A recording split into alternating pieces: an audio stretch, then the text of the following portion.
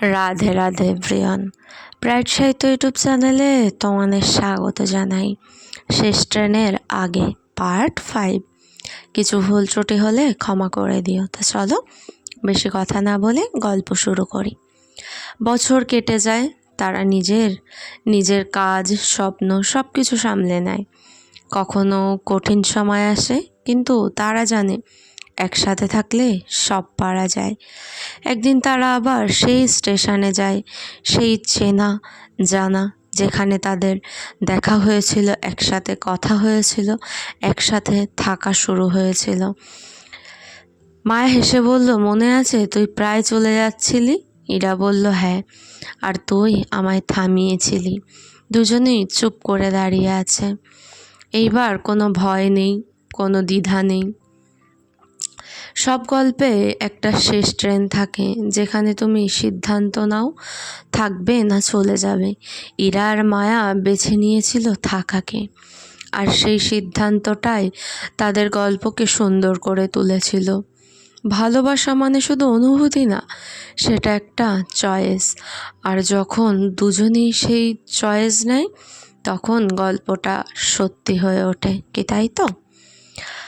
সময় এগিয়ে চলে নিজেদের সময়ের মতোই। ইরা আর মায়ার ছোট্ট ঘরটা এখন একটু বড় হয়েছে, শুধু জায়গায় না, অনুভূতিতেও। দেয়ালে তাদের একসাথে তোলা ছবি, টেবিলে দুজনের কাজের ফাইল। জীবন এখন শুধু ভালোবাসা না, দায়িত্বও। শুধু মাত্র তারা একসাথে সময় কাটায় না, বরং একসাথে নিজেদের দায়িত্বকেও বুঝে নেয়। ইরার কাজের চাপ বাড়তে থাকে, দেরি করে ফেরা, ক্লান্তি, কখনো কখনো কথা বলার সময়ও থাকে না। মায়া চুপচাপ দেখে, কিছু বলে না, কিন্তু তার ভেতরে একটা একাকিত্ব জমতে থাকে।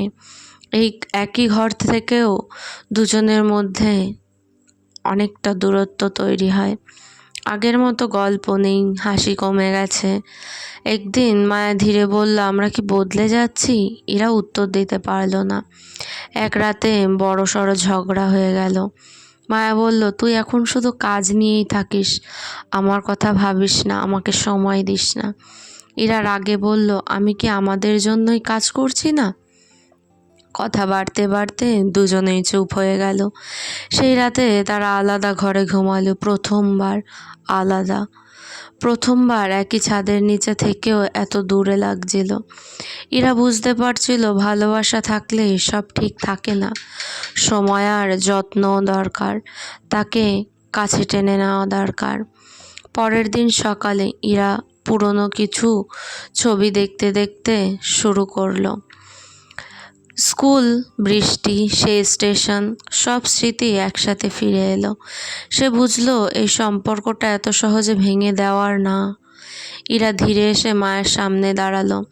আমরা কি আবার শুরু করতে পারি? মায়ার চোখে জল। আমরা তো কখনো শেষই করিনি। একটা ছোট্ট হাসি, আর সব কিছু একটু হালকা হয়ে গেল। তারপর দুজন চলে গেল নিজেদের ঘরে, নিজেদের ভালোবাসার সময় কাটানোর জন্য, নিজেদেরকে একটু স্পেস দেওয়ার জন্য, নিজেরা নিজেদের চাওয়া পাওয়াগুলি মিটিয়ে নিল। কেমন লাগছে তোমাদের গল্পগুলো? কমেন্ট করে জানিও।